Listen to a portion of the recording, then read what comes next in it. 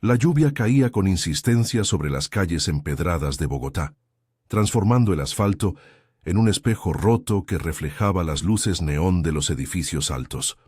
Era una tarde de octubre, de esas que el clima colombiano hace impredecibles. Un sol tímido que se esconde detrás de nubes grises, dejando un aire húmedo que se pega a la piel como un secreto no confesado.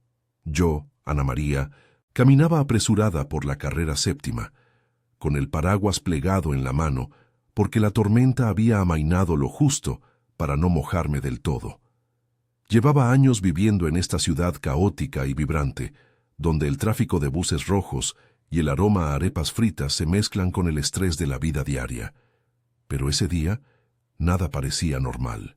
Mi matrimonio con Carlos había sido como muchas en Colombia. Un amor que empezó con promesas de eternidad, en una boda sencilla en la Catedral de Sal, si tú quieres, rodeados de familia y amigos que aplaudían mientras bailábamos un vals torpe.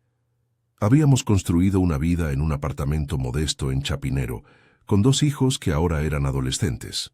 Sofía, de 15, con su rebeldía de niña que sueña con ser influencer, y Mateo, de 13, un fanático del fútbol que colecciona camisetas de millonarios.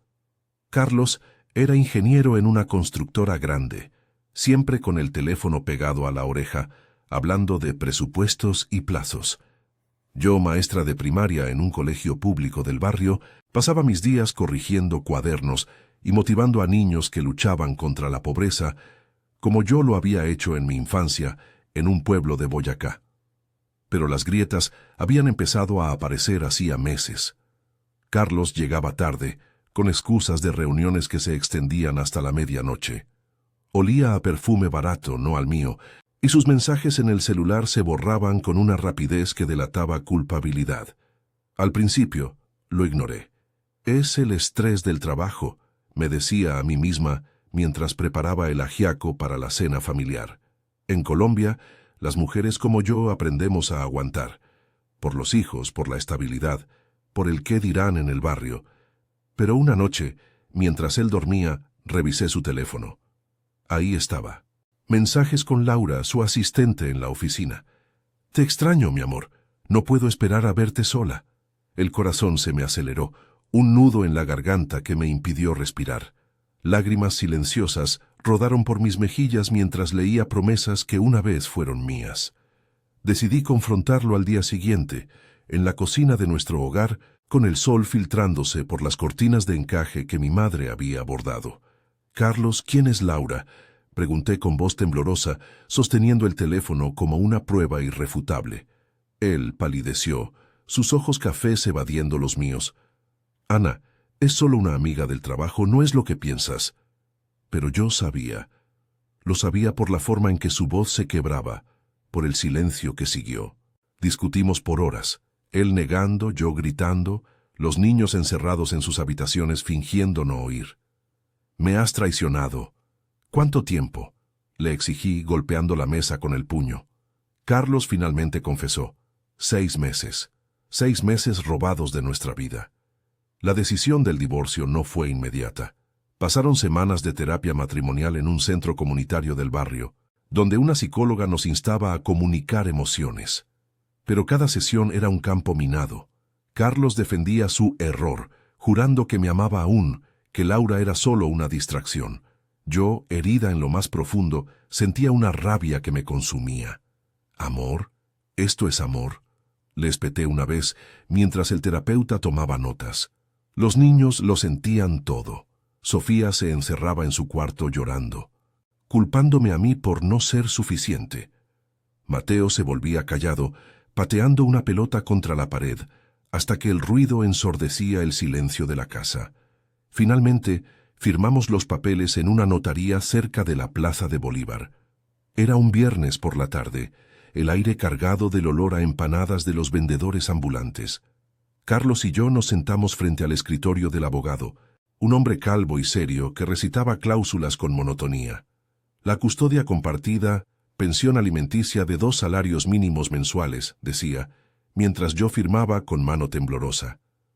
Carlos evitó mi mirada, pero pude ver el alivio en su postura relajada. Afuera, La lluvia había cesado, dejando charcos que reflejaban el cielo plomizo. Esa noche recibí un mensaje de una amiga común, Marta, que había oído rumores en el trabajo de Carlos.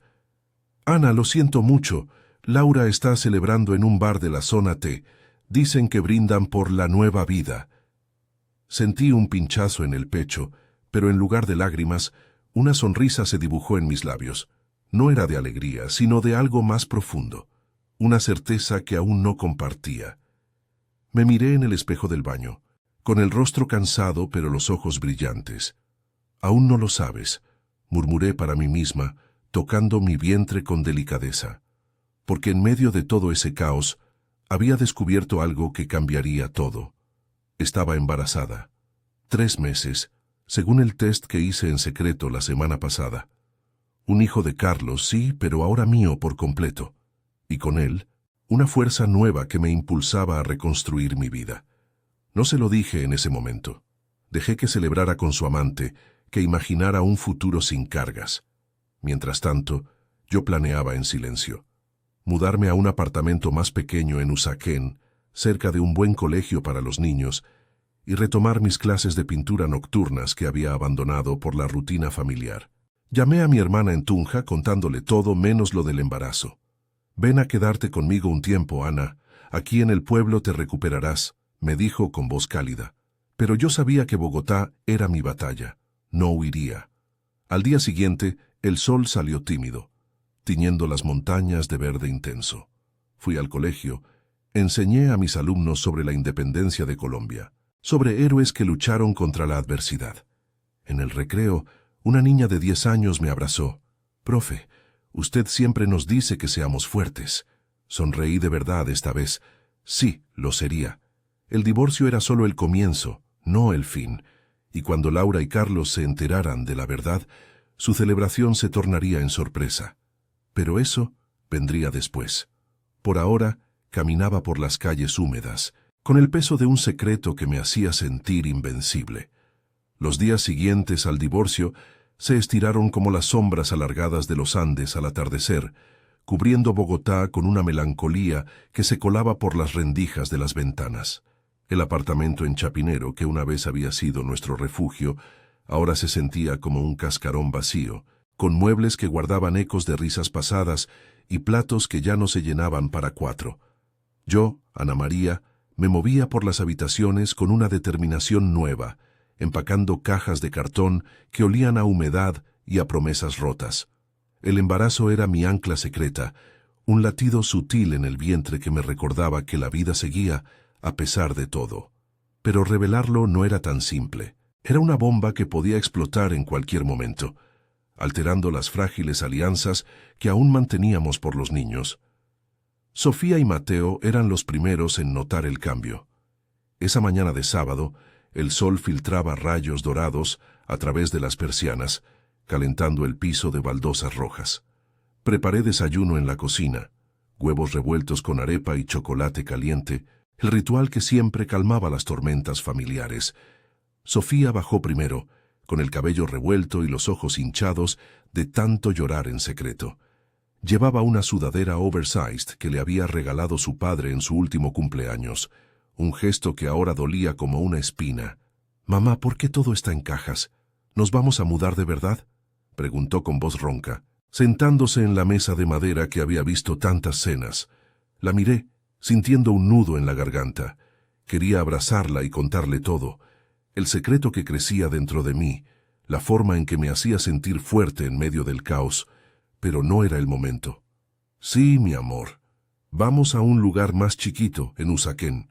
Será mejor para nosotros, cerca del colegio y con un parque grande, para que Mateo practique fútbol». Ella frunció el ceño, removiendo el chocolate con la cuchara. «Papá dice que es mi culpa, que si no hubiera discutido tanto, esto no pasaría». Sus palabras me golpearon como una ráfaga de viento frío de la sabana. Carlos había estado hablando con ella, sembrando dudas. «No es culpa de nadie, Sofía. Las cosas se rompen a veces como un jarrón viejo, pero se puede pegar con cuidado». Extendí la mano y la tomé de la suya, sintiendo su piel cálida y temblorosa. Mateo entró entonces, pateando una pelota imaginaria. pero se detuvo al vernos. Yo no quiero irme de aquí. ¿Y si papá se casa con esa? ¿Nos va a olvidar? El corazón se me partió. Abracé a ambos, inhalando el aroma a shampoo de frutas que aún les recordaba su infancia. Papá los ama, y yo más. Esto es un nuevo comienzo. Vamos a ser una familia, aunque sea diferente. Les hablé de la mudanza como una aventura, el nuevo barrio con sus cafés bohemios y las vistas a los cerros, las clases de arte que retomaría por las noches en un taller de la Universidad de los Andes. No mencioné el bebé, eso vendría después cuando el polvo se asentara. Ellos asintieron a medias, pero vi en sus ojos una chispa de esperanza. Sofía incluso sonrió un poco al imaginar su cuarto con pósters de cantantes colombianas como Shakira. Mateo, más práctico, preguntó por el equipo de fútbol local. Su apoyo, aunque infantil e incierto, me dio fuerzas. Sin ellos, el peso del secreto me habría aplastado. Esa tarde, salí a caminar por el barrio, dejando a los niños con mi vecina doña Rosa, una viuda de 70 años, que horneaba almojábanas y contaba chismes del edificio. El aire era fresco, con un viento que traía el perfume de las flores de los balcones y el rumor distante de la Transmilenio. Me detuve en una farmacia de la calle 72, comprando vitaminas prenatales que escondí en mi bolso como un tesoro prohibido. El farmacéutico, un hombre de bigote espeso, me miró con curiosidad. ¿Todo bien, señora? Parece preocupada. Sonreí fingiendo normalidad. Solo el día a día. Usted sabe cómo es Bogotá. Caminé de regreso, pasando por el parque de los hippies, donde jóvenes tocaban guitarras y vendían artesanías de Tagua. Me senté en un banco, observando a una pareja de ancianos paseando de la mano. ¿Cuántas traiciones habían superado ellos? La idea me reconfortó. El amor, en sus formas rotas, seguía siendo posible. Pero la realidad irrumpió con un mensaje de Carlos. Ana, necesito hablar contigo sobre la pensión. Los niños merecen estabilidad. Lo leí caminando, el teléfono vibrando en mi bolsillo. Respondí, ven a la casa a las 6, pero solo de eso. Cuando llegó el sol se ponía, tiñendo el cielo de naranjas y púrpuras, como un lienzo que yo misma podría pintar. Entró con las manos en los bolsillos de su chaqueta de cuero, el mismo que usaba en nuestras primeras citas. Los niños estaban en sus cuartos, dándonos espacio. Nos sentamos en la sala, con una mesa baja llena de fotos familiares que pronto desmontaría. ¿Estás bien?, preguntó él, su voz suave, casi arrepentida. Lo miré fijo, recordando las noches en vela, el dolor que aún latía. Mejor que ayer. ¿Qué quieres ajustar? Hablamos de números, los 2 salarios mínimos que el juez había fijado, pero él propuso subirlo un poco, por los chicos. Asentí, pero mi mente divagaba al futuro. ¿Y Laura? ¿Ya planean la boda? Las palabras salieron afiladas, un eco de la rabia contenida. Él se removió incómodo, rascándose la nuca. No es así, Ana. Solo estamos conociéndonos. No quiero lastimarte más. Mentía.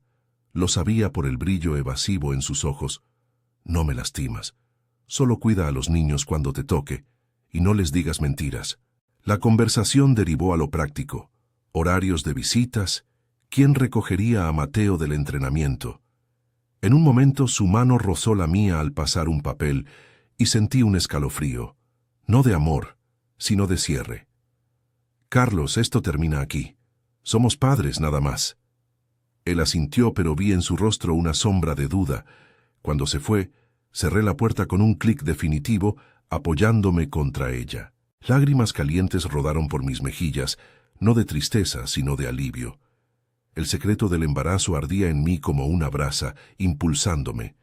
Llamé a Marta esa noche, mientras preparaba una infusión de manzanilla en la cocina a oscuras.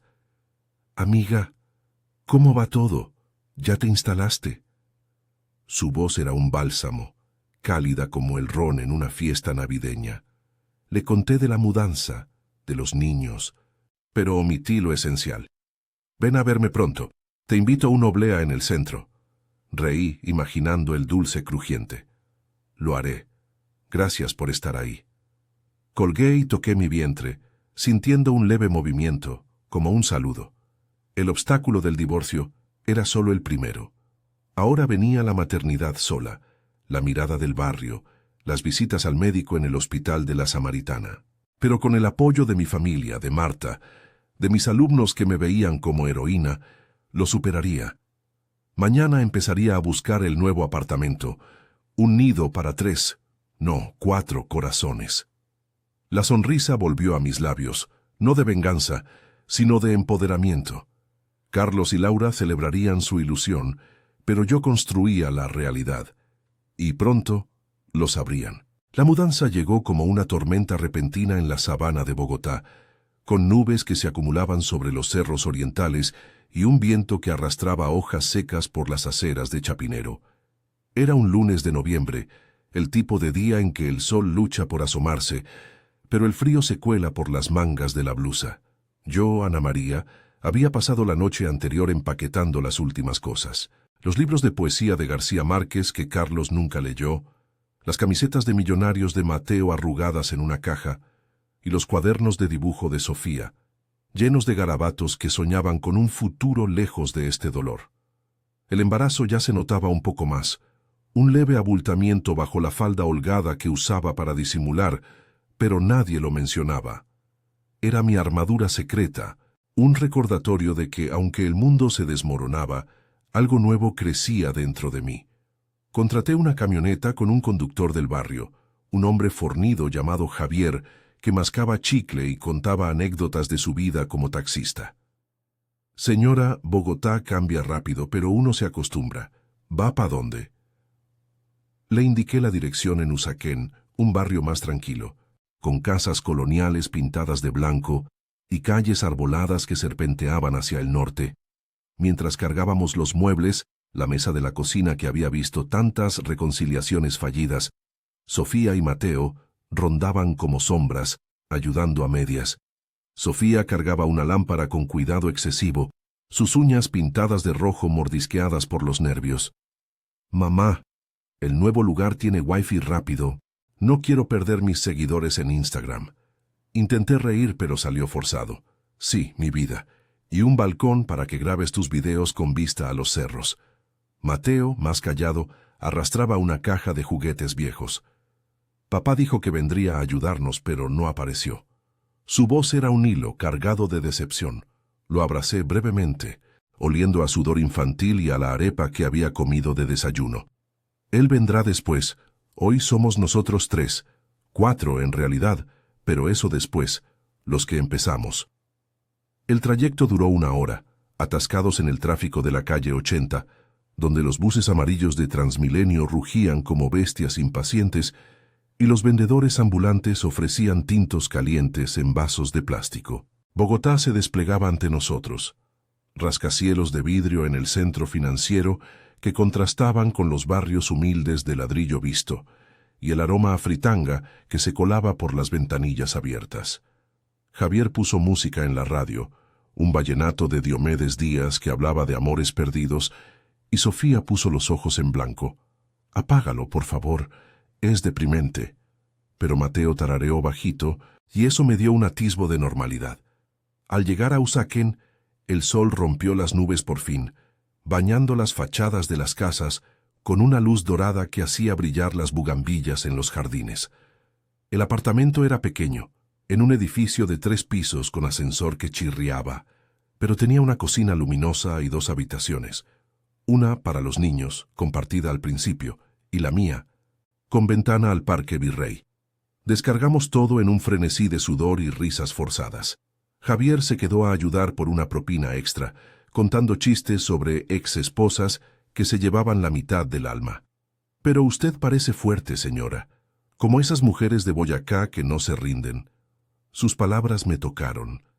Eran un eco de mi propia historia, de las abuelas que labraban la tierra en pueblos como el mío, enfrentando sequías y soledades.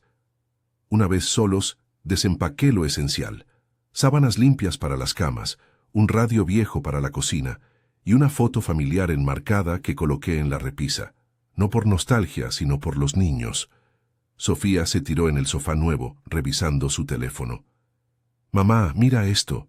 Papá subió una foto en la zona T con amigos. Parece feliz». El pinchazo fue agudo, pero lo disimulé.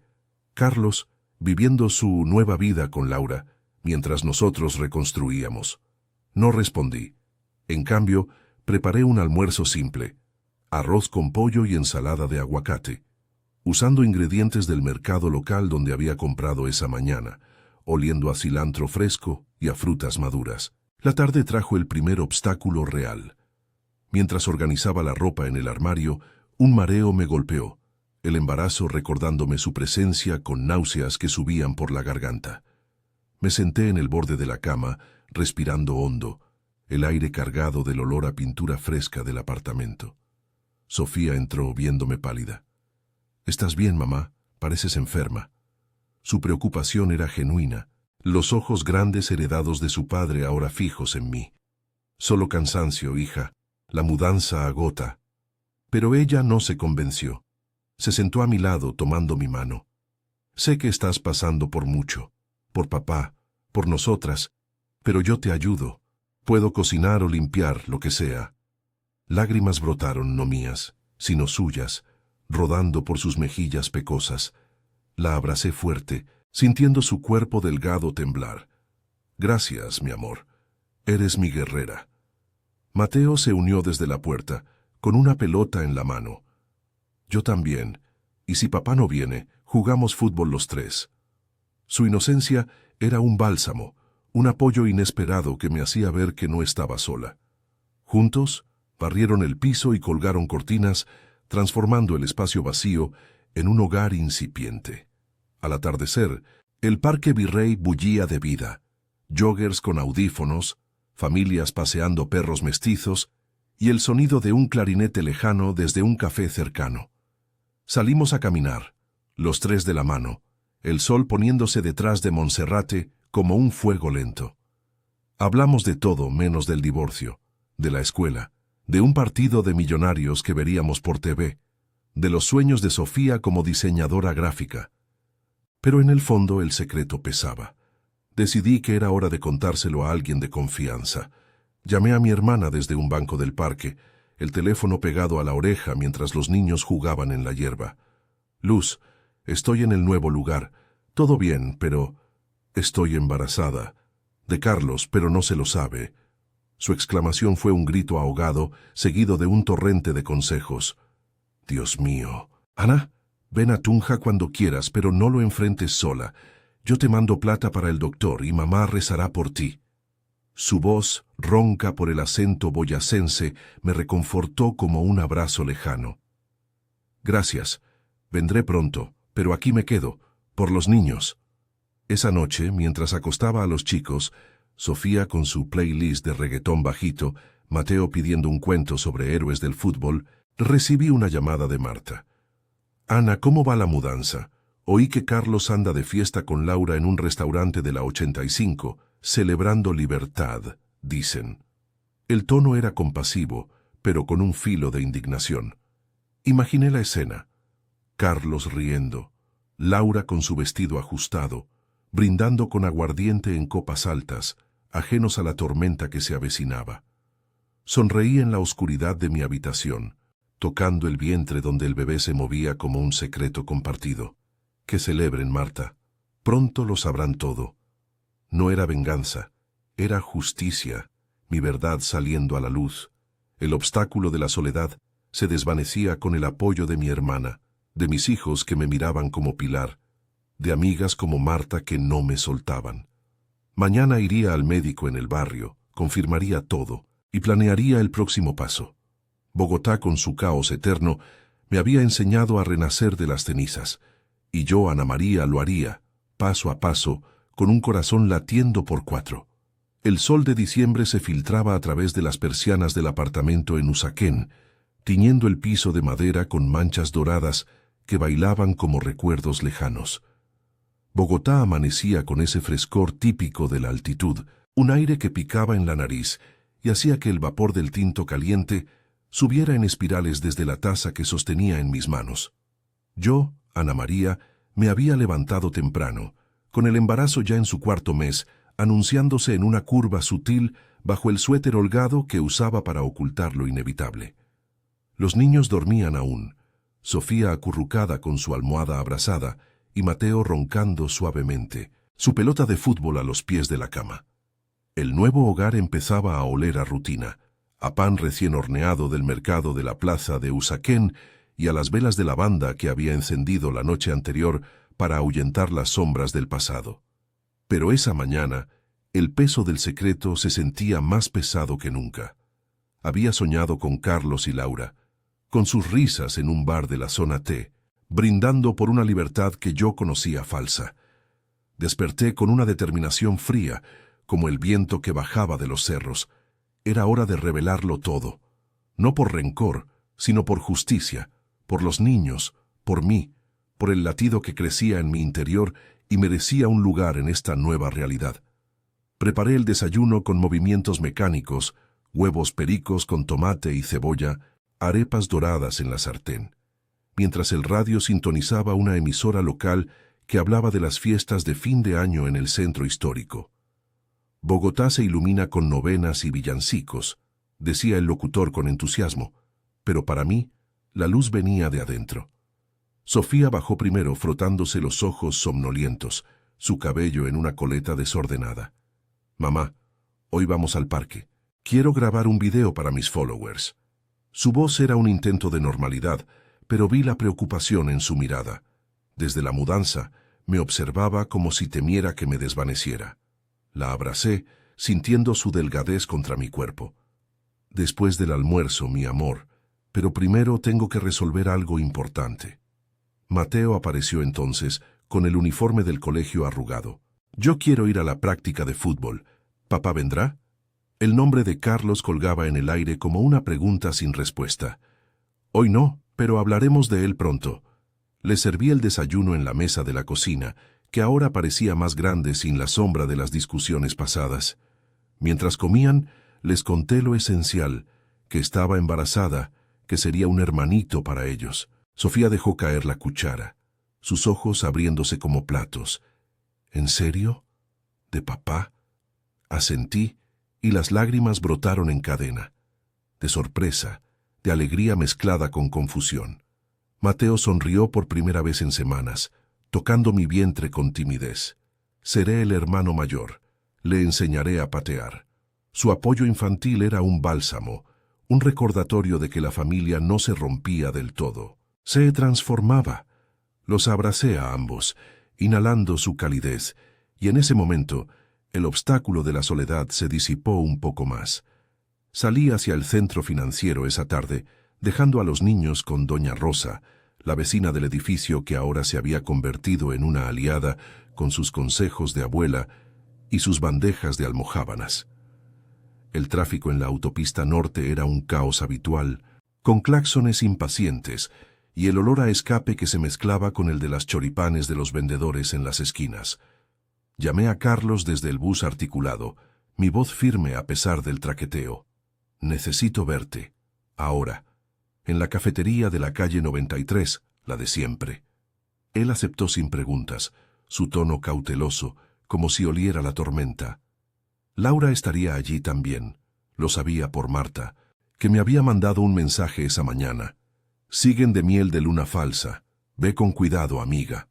Su apoyo, constante como el rumor del río Bogotá, me dio alas. La cafetería era un rincón acogedor en medio del bullicio de la zona rosa, con mesas de madera oscura y el aroma a café colombiano recién molido que flotaba en el aire húmedo de la tarde.